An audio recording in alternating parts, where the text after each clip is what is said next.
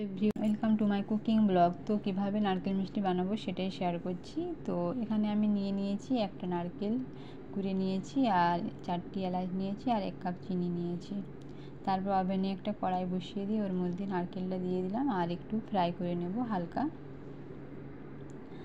আর এটা তো কম বেশি সবাই জানে বানাতে, তাও আমি বানিয়েছিলাম বাড়িতে, যার জন্য এটা শেয়ার করলাম। আর এটা একটু ভেজে নেব,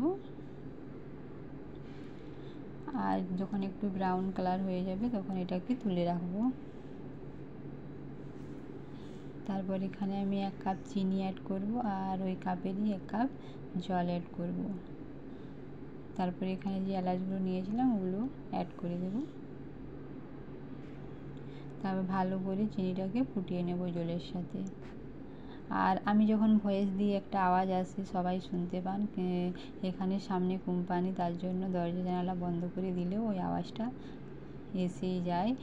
আর এখানে তারপরে আমি নারকেলটা অ্যাড করে দিলাম, ভেজে রাখা নারকেল। তারপর এখানে ভালো করে নাড়িয়ে চাড়িয়ে নেব চিনির জলের সাথে।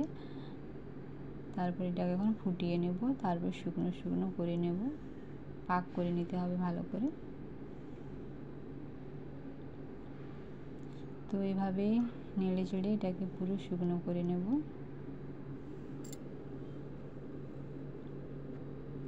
আর আমার ভিডিও ভালো লাগলে অবশ্যই আপনারা লাইক, কমেন্ট, চ্যানেলটিকে সাবস্ক্রাইব করতে কিন্তু ভুলবেন না।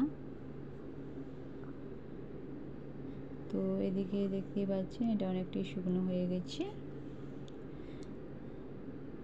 আর এটা এখন গরম অবস্থায় তো বানানো যাবে না, একটু সামান্য ঠান্ডা করে নেব। এটাকে এখন শুকনো করে আর গ্যাস থেকে নামিয়ে নেব বন্ধ করে। তো নামিয়ে নিলাম গ্যাস থেকে। এরপর এটাকে এখন গোল গোল করে লাড্ডু পাকিয়ে নেব। আর নারকেল লাড্ডু খেতে কে কে ভালোবাসো অবশ্যই কমেন্ট করে জানাবেন।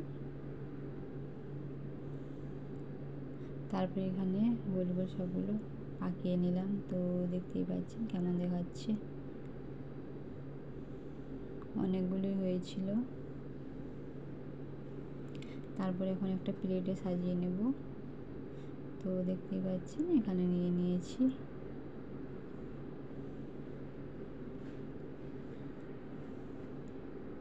কেমন দেখাচ্ছি সবাই কমেন্ট করে জানাবেন। তো সবাই ভালো থাকবেন, সুস্থ থাকবেন। দেখা হচ্ছে পরের একটি ভিডিওতে। Tata, by.